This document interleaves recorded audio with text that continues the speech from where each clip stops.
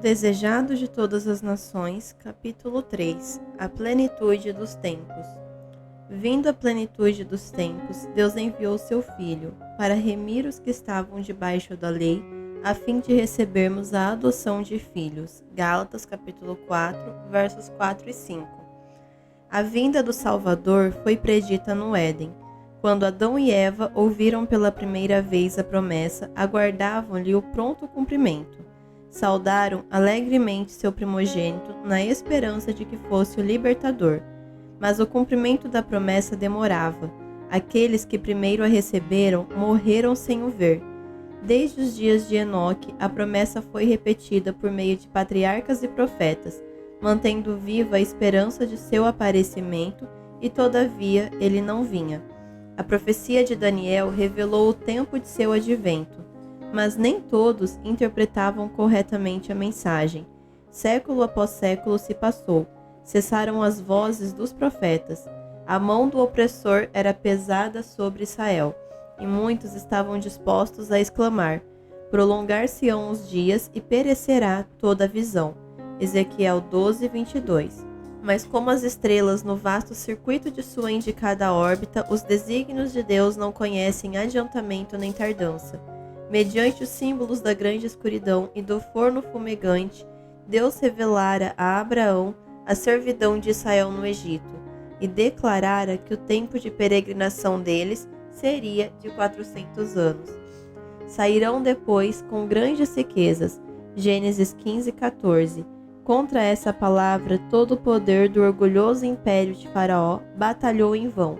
Naquele mesmo dia, indicado na promessa divina, todos os exércitos do Senhor saíram da terra do Egito. Êxodo 12, 41. Assim, nos divinos conselhos, fora determinada a hora da vinda de Cristo. Quando o grande relógio do tempo indicou aquela hora, Jesus nasceu em Belém.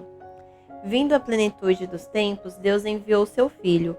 A providência havia dirigido os movimentos das nações e a onda do impulso e influência humanos, até que o mundo se achasse maduro para a vinda do Libertador. As nações estavam unidas sob o mesmo governo. Falava-se vastamente uma língua, a qual era por toda parte reconhecida como a língua da literatura. De todas as terras, os judeus da dispersão reuniam-se em Jerusalém para as festas anuais. Ao voltarem para os lugares de sua peregrinação, podiam espalhar por todo o mundo as novas da vinda do Messias. Por essa época, os sistemas pagãos iam perdendo domínio sobre o povo. Os homens estavam cansados de aparências e fábulas, ansiavam uma religião capaz de satisfazer a alma.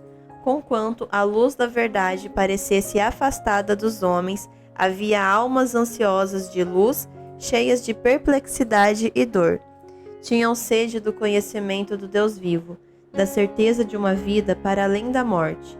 À medida que Israel se havia separado de Deus, sua fé se enfraquecera, e a esperança deixara, por assim dizer, de iluminar o futuro. As palavras dos profetas eram incompreendidas. Para a massa do povo, a morte era um terrível mistério. Para além, a incerteza e as sombras. Não era só o pranto das mães de Belém, mas o clamor do grande coração da humanidade que chegou ao profeta através dos séculos. A voz ouvida em Ramá, lamentação, choro e grande pranto. Raquel chorando seus filhos e não querendo ser consolada, porque já não existem. Mateus 2,18. Na região da sombra da morte sentavam-se os homens sem consolação. Com olhares ansiosos aguardavam a vinda do Libertador, quando as trevas seriam dispersas e claro se tornaria o mistério do futuro. Fora da nação judaica, houve homens que predisseram o aparecimento de um instrutor. Esses homens andavam em busca da verdade, e foi-lhes comunicado o espírito de inspiração. Um após outro, quais estrelas num céu enegrecido, haviam se erguido esses mestres. Suas palavras de profecia despertaram a esperança no coração de milhares no mundo gentio. Fazia séculos que as escrituras haviam sido traduzidas para o grego, então vastamente falado no Império Romano. Os judeus estavam espalhados por toda parte, e sua expectação da vinda do Messias era até certo ponto partilhada pelos gentios. Entre aqueles a quem os judeus classificavam de pagãos, encontravam-se homens que possuíam melhor compreensão das profecias das Escrituras relativas ao Messias do que os mestres de Israel. Alguns o esperavam como libertador do pecado. Filósofos esforçavam-se por estudar a fundo o mistério da organização dos hebreus. A hipocrisia destes, porém, impedia a disseminação da luz, com o fito de manter a separação entre eles e as outras nações. Não se dispunham a comunicar o conhecimento que ainda possuíam quanto ao serviço simbólico. Era preciso que viesse o verdadeiro intérprete, aquele a quem todos esses tipos prefiguravam. Devia explicar o sentido dos mesmos. Por meio da natureza, de figuras e símbolos, de patriarcas e profetas, Deus falara ao mundo. As lições deviam ser dadas à humanidade na linguagem da própria humanidade. O mensageiro do concerto devia falar. Sua voz devia ser ouvida em seu próprio templo. Cristo tinha de vir para proferir palavras que fossem claras e positivamente compreendidas. Ele, o autor da verdade, devia separá-la da palha das expressões humanas, que a haviam tornado de nenhum efeito. Os princípios do governo de Deus e o plano da redenção deviam ficar claramente definidos. As lições do Antigo Testamento precisavam ser plenamente apresentadas aos homens. Havia entre os judeus ainda algumas almas firmes, descendentes daquela santa linhagem através da qual fora conservado o conhecimento de Deus. Estes acalentavam a esperança da promessa feita aos pais, fortaleciam a fé repousando na certeza dada por intermédio de Moisés. O Senhor vosso Deus vos suscitará um profeta dentre vossos irmãos, semelhante a mim, e este ouvireis em tudo o que vos disser.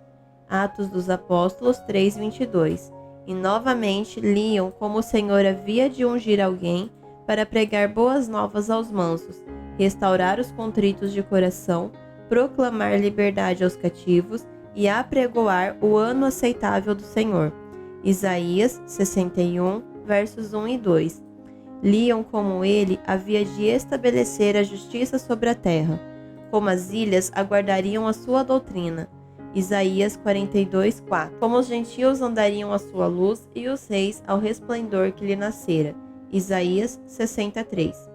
As últimas palavras de Jacó os enchiam de esperança. O cetro não se arredará de Judá, nem o legislador dentre seus pés, até que venha Siló. Gênesis 49, 10. O enfraquecido poder de Israel testemunhava que a vinda do Messias estava às portas. A profecia de Daniel pintava a glória do seu reino sobre um domínio que sucederia a todos os impérios terrestres. E disse o profeta: subsistirá para sempre. Daniel 2:44, ao passo que poucos entendiam a natureza da missão de Cristo. Era geral a expectativa de um poderoso príncipe que havia de estabelecer seu reino em Israel e que viria como um libertador para as nações. Chegar à plenitude dos tempos, a humanidade, tornando-se mais degradada através dos séculos de transgressão, pedia a vinda do Redentor. Satanás estivera em operação para tornar intransponível o abismo entre a terra e o céu. Por suas falsidades, tornara os homens atrevidos no pecado. Era seu desígnio esgotar a paciência de Deus e extinguir-lhe o amor para com os homens, de maneira que ele abandonasse o mundo à satânica jurisdição. Satanás estava procurando vedar ao homem o conhecimento de Deus, desviar-lhe a atenção do templo divino e estabelecer seu próprio reino. Dir-se-ia coroada de êxito sua luta pela supremacia. É verdade que, em toda geração, Deus tem seus instrumentos. Mesmo entre os gentios havia homens por meio dos quais Cristo estava operando para elevar o povo de Deus de seu pecado e degradação. Mas esses homens eram desprezados e aborrecidos. Muitos deles haviam sofrido morte violenta. A escura sombra que Satanás lançara sobre o mundo tornara-se cada vez mais densa. Por meio do paganismo, Satanás desviara por séculos os homens de Deus, mas conseguira seu grande triunfo ao perverter a fé de Israel. Contemplando e adorando suas próprias concepções, os gentios haviam perdido o conhecimento de Deus, tornando-se mais e mais corruptos. O mesmo se deu com Israel. O princípio de que o homem se pode salvar por suas próprias obras é que está na base de toda religião pagã. Tornara-se também o princípio de religião judaica. Implantara-o Satanás onde quer que seja mantido, os homens não têm barreira contra o pecado. A mensagem de salvação é comunicada aos homens por intermédio de instrumentos humanos, mas os judeus haviam procurado monopolizar a verdade, que é a vida eterna. Entesouraram o vivo maná que se corrompera. A religião que tinham buscado guardar só para si tornara-se um tropeço. Roubavam a Deus de sua glória e prejudicavam o mundo por uma falsificação do Evangelho. Haviam recusado entregar-se a Deus para a salvação do mundo e tornaram-se instrumento de Satanás para sua destruição. O povo a quem Deus chamara para ser a coluna e fundamento da verdade transformara-se em representante de Satanás. Faziam a obra que este queria que fizessem, seguindo uma conduta em que apresentavam mal o caráter de Deus, fazendo com que o mundo o considerasse um tirano.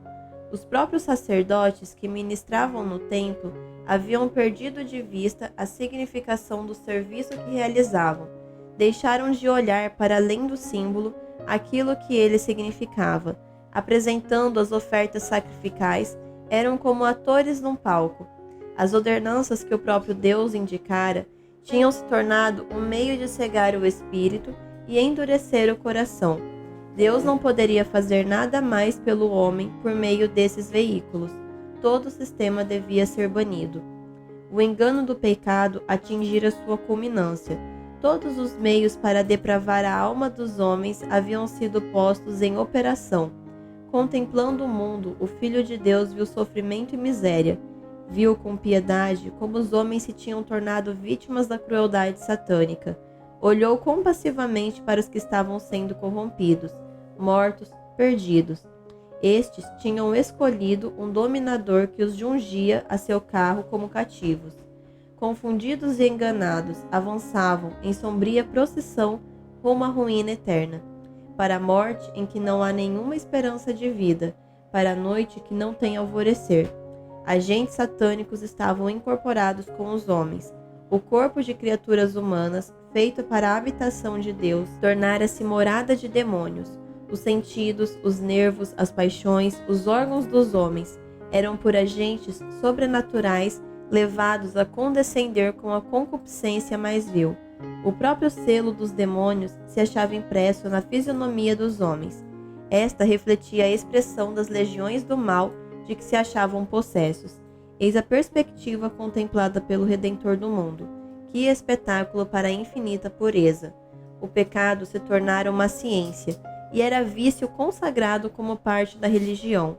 A rebelião deitara fundas raízes na alma, e violenta era a hostilidade do homem contra o céu.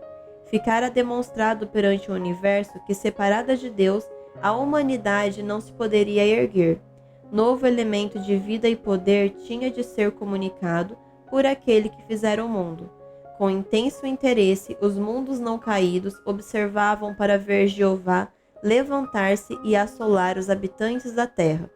E fizesse Deus assim, Satanás estaria pronto a executar seu plano de conquistar a aliança dos seres celestiais.